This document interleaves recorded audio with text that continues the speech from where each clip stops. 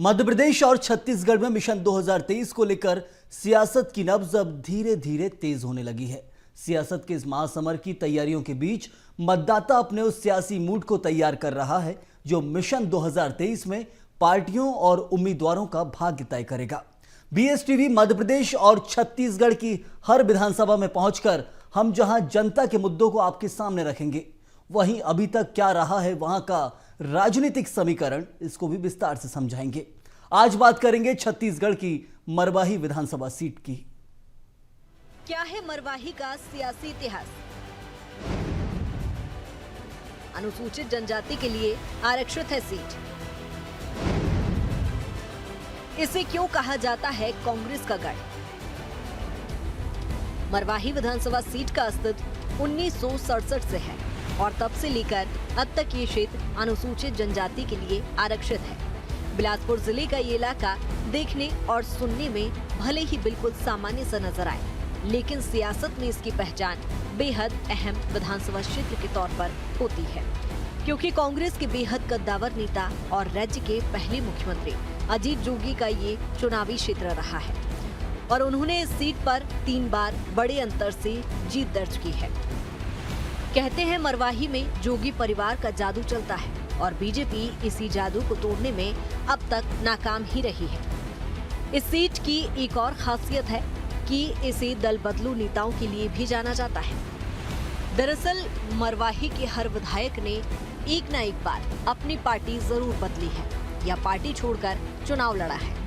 इसकी शुरुआत बड़े आदिवासी नेता भंवर सिंह पोर्ते से हुई, जिन्होंने 1972, 1977 और 1980 के चुनाव में जीतकर हैट्रिक लगाई, लेकिन 1985 में पार्टी ने उनका टिकट काट दिया और इस चुनाव में कांग्रेस के दीनदयाल विधायक बने। इसके बाद भंवर सिंह ने नाराज होकर कांग्रेस छोड़कर बीजेपी का दामन थाम लिया और 1990 में विधायक बने। 1993 में फिर बीजेपी ने उनका टिकट काट दिया और कांग्रेस के पहलवान सिंह मरावी इस सीट से विधायक चुने गए। भंवर सिंह पोर्ते टिकट कटने की वजह से बीजेपी से भी रूठ गए और 1998 का चुनाव उन्होंने निर्दलीय लड़ा, लेकिन उन्हें बुरी तरह से हार का सामना करना पड़ा और ये चुनाव बीजेपी के रामदयाल उइके जीत गए। लेकिन राज्य बनने के बाद 2001 में एक हैरत अंगेज सियासी घटना के तहत रामदयाल उइके न केवल कांग्रेस में शामिल हो गए, बल्कि इस्तीफा देकर ये सीट अजीत जोगी के लिए छोड़ दी और अजीत जोगी ने इसी सीट से जीत हासिल कर मुख्यमंत्री बनने का गौरव हासिल किया। जहां तक सरकार बनने की बात है तो मरवाही में प्रदेश के प्रथम मुख्यमंत्री अजीत जोगी जी यहां से उपचुनाव जीते और उसके बाद लगातार उनका ही वर्चस्व यहां पर अभी उनके मृत्यु पर्यंत तक रहा। अब तक का चुनावी परिणाम: साल 2003 अजीत जोगी कांग्रेस से 76,269 सीटों से जीते। नंद कुमार साय बीजेपी से 22,119 सीटों से हारे, यानी 54,150 सीटों का अंतर रहा। साल 2008 अजीत जोगी कांग्रेस से 67,523 वोटों से जीते। ध्यान सिंह पोर्ते बीजेपी से 25,431 वोटों से हारे।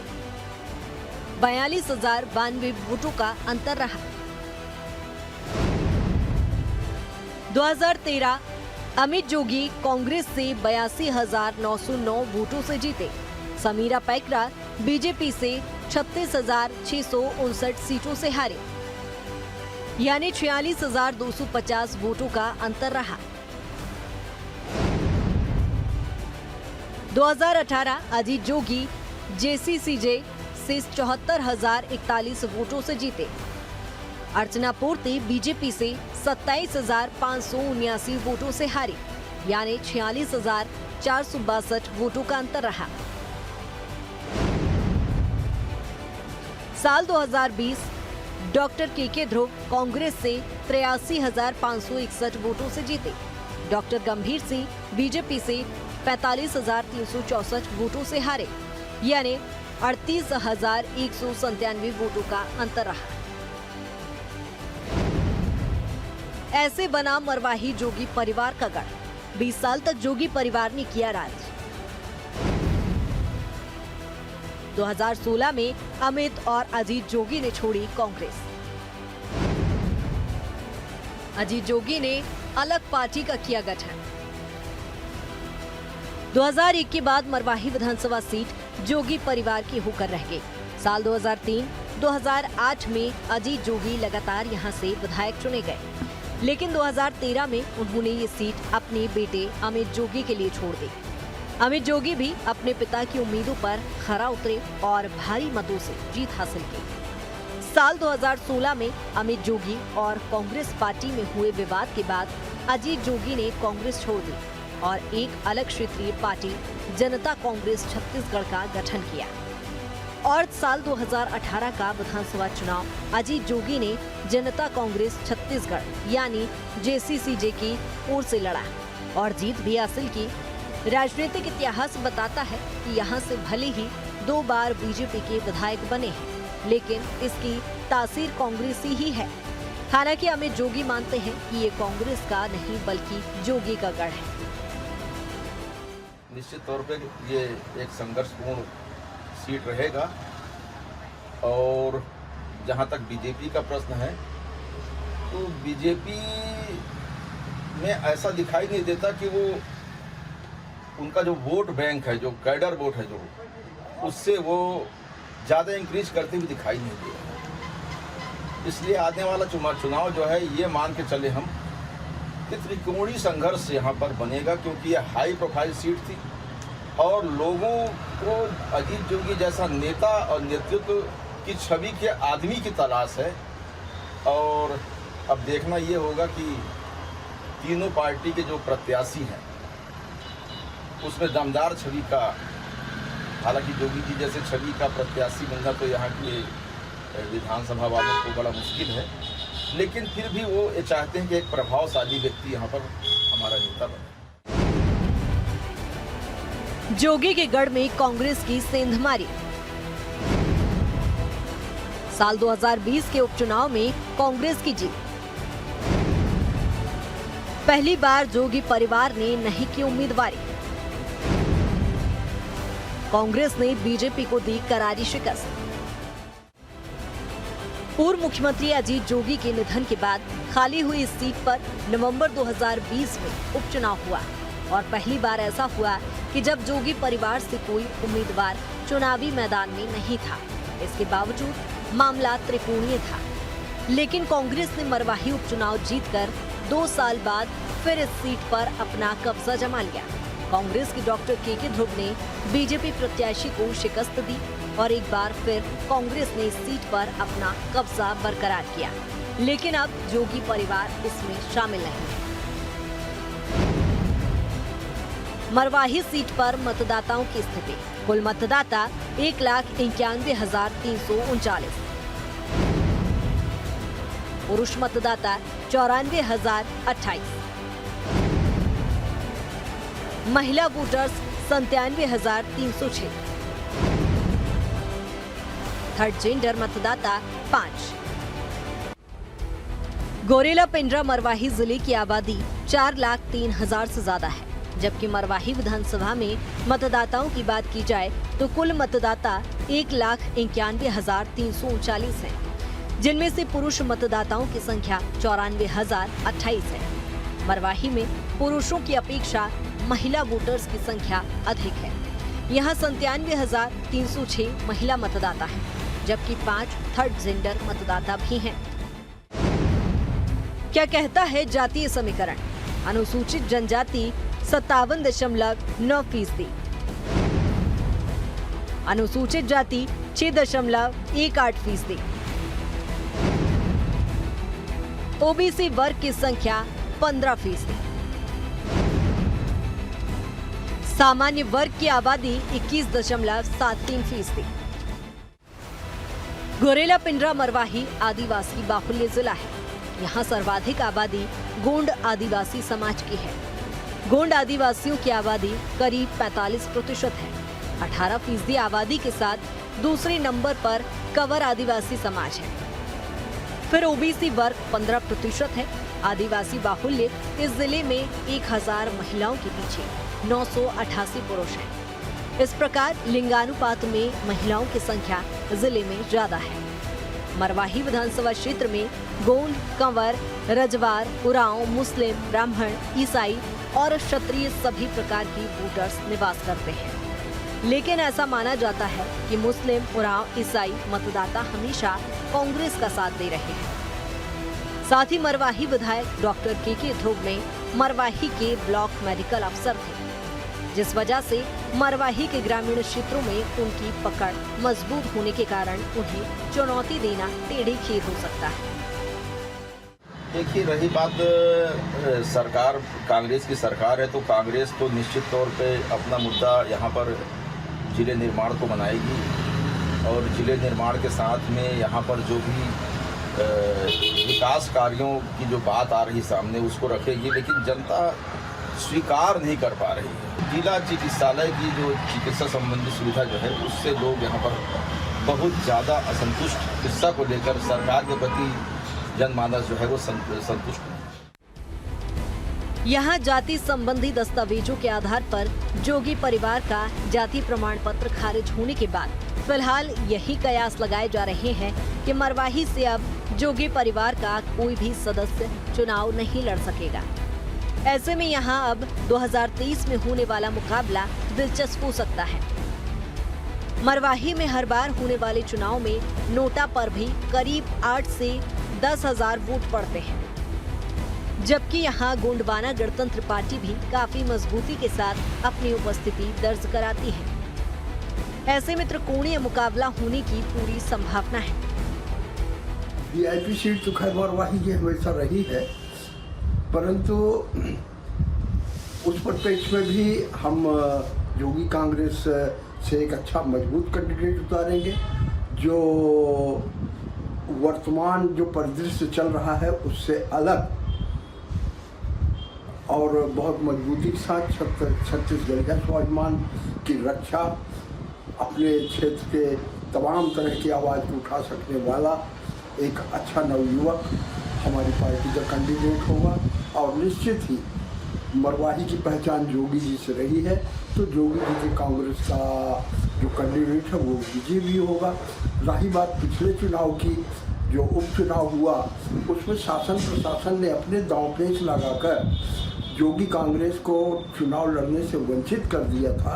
इसको वो अपनी जीत न समझे, बल्कि इस बार बहुत मजबूती के साथ आदिवासी युवक चुनाव लड़ेगा और जीतेगा भी, और भाजपा तथा कांग्रेस के अंतर कलह का लाभ भी हमें मिलेगा।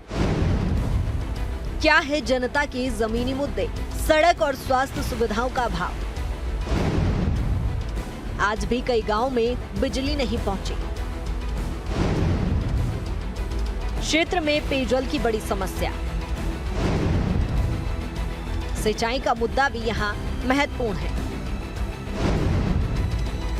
पीएम आवास योजना का लाभ नहीं मिलता। यूं तो मरवाही विधानसभा क्षेत्र में कई सालों तक कांग्रेस और जोगी परिवार का दबदबा रहा है, लेकिन विकास की रफ्तार में ये इलाका काफी पिछड़ा नजर आता है। आज भी कई गांवों में बिजली नहीं पहुंची है, तो वहीं सड़क और स्वास्थ्य जैसी बुनियादी सुविधाओं के लिए यहाँ की जनता तरस रही है। प्रधानमंत्री आवास योजना का लाभ भी लोगों को न मिल पाना एक बड़ा मुद्दा साबित हो सकता है, लेकिन यहाँ के सियासतदानों को हर बार चुनाव से पहले मरवाही के आदिवासियों की चिंता जरूर सताने लगती है।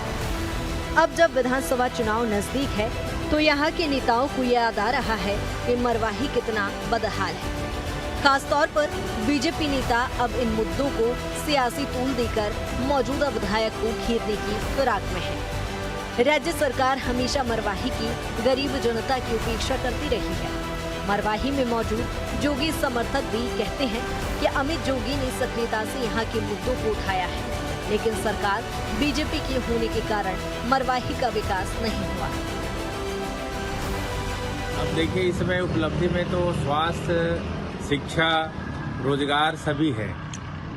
नरवा गरवा गुरवा वाड़ी के तहत भी अपने 2-2 करोड़ हर ब्लॉक में तो सभी मिला है, स्वामी आत्मानंद से लेकर और आपका जिला अस्पताल में भी। और जो कमियां हैं उनको आगे पूर्ण किया जाएगा ताकि लोगों को सही में स्वास्थ्य सुविधा मिल सके। और आने वाले समय में ऐसे कुछ रोजगार के भी देखेंगे ताकि सभी सुविधा उपलब्ध हो जाए तो उनको रोजगार की भी जरूरत पड़ेगी। जिला बनने के 3.25 साल में भी बेसिक इंफ्रास्ट्रक्चर तैयार नहीं हो पाए हैं। मसलन जिला कार्यालय हो या जिला अस्पताल हो, कुछ एक भवनों में ही संचालित हो रहे हैं। जी, वो कुछ बजट का भी रहता है, नया भवन आने में, नया जिला बनने में। निश्चित ही इस बात को मैं स्वीकार करता हूं, लेकिन स्वीकृति भी हो गई है कंपोजिट बिल्डिंग की और रेस्ट हाउस वगैरह भी स्वीकृत हुए हैं, तो निश्चित ही आने वाले 1 साल के अंदर वो कंप्लीट हो जाएगा। ये एक हास्यास्पद बात है जो डॉक्टर ध्रुव कहते हैं मैं बहुत काम कराया। तो पुल पुलिया जो ग्रामीण विकास विभाग से सैंक्शन हुआ करता है उसको और गौठानों में जा करके रीपा के कामों का उद्घाटन कर करके और वो समझते हैं कि बहुत काम कराया, परंतु ये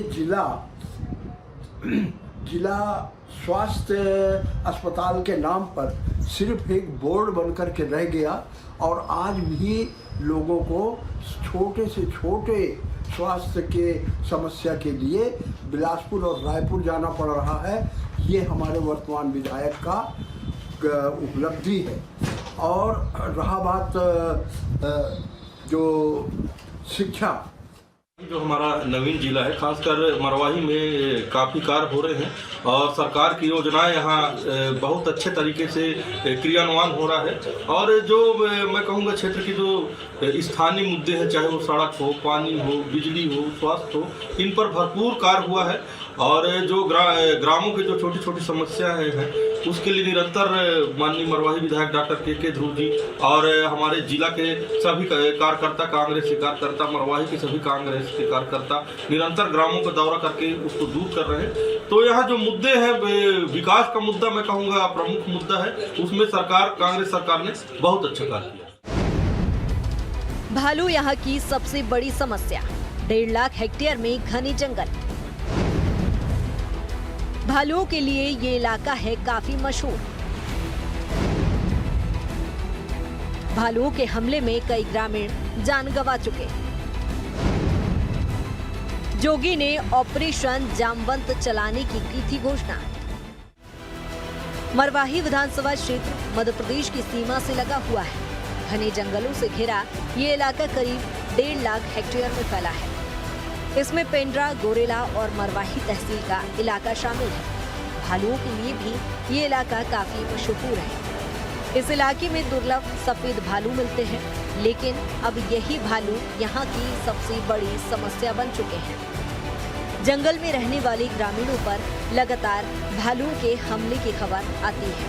योगी सरकार ने इस समस्या से निपटने के लिए ऑपरेशन जामवंत चलाने की घोषणा की थी, लेकिन जोगी के जाते ही ये योजना भी गुम हो गई। यही वजह है कि हर चुनाव में यहाँ दूसरे मुद्दों के साथ भालू भी एक बड़ा मुद्दा होता है। जिला बनने के बाद यहाँ तो बाकी व्यवस्था सब ठीक है, पर स्वास्थ्य विभाग में थोड़ा सा लापरवाही है, जिसके कारण से अगर कोई मरीज गौरेला सेंटोरिया जाता है तो वहाँ डॉक्टर लोग अच्छे से उनका चेकअप नहीं कर पाते हैं और थोड़ा बहुत के कारण उनको तुरंत बिलासपुर रिफर कर देते हैं, जिसके कारण लोगों को बहुत परेशानी होता है। मरवाही विधानसभा सीट पर कांग्रेस और बीजेपी के अलावा तीसरी पार्टी के रूप में जनता कांग्रेस छत्तीसगढ़ जरूर उभर कर आई है, लेकिन अजीत जोगी के गुजरने के बाद जेसीसीजे यहां से पिछड़ने लगी। हालांकि फिर भी यहां अन्य दल बीजेपी और कांग्रेस को नुकसान पहुंचाने में पीछे नहीं है। 2023 की तैयारी में जुटी कांग्रेस और बीजेपी का खेल जोगी कांग्रेस और गोंडवाना गणतंत्र पार्टी बिगाड़ सकती है। साल 2020 उपचुनाव में कांग्रेस और बीजेपी के बाद सबसे ज्यादा वोट गोंडवाना गणतंत्र पार्टी को मिले और आने वाले चुनाव में गोंडवाना गणतंत्र पार्टी की हैसियत और कद बढ़ सकता है। त्रिकोणीय संघर्ष यहाँ पर बनेगा क्योंकि यह हाई प्रोफाइल सीट थी और लोगों को अजीत जोगी जैसा नेता और नेतृत्व की छवि के आदमी की तलाश है।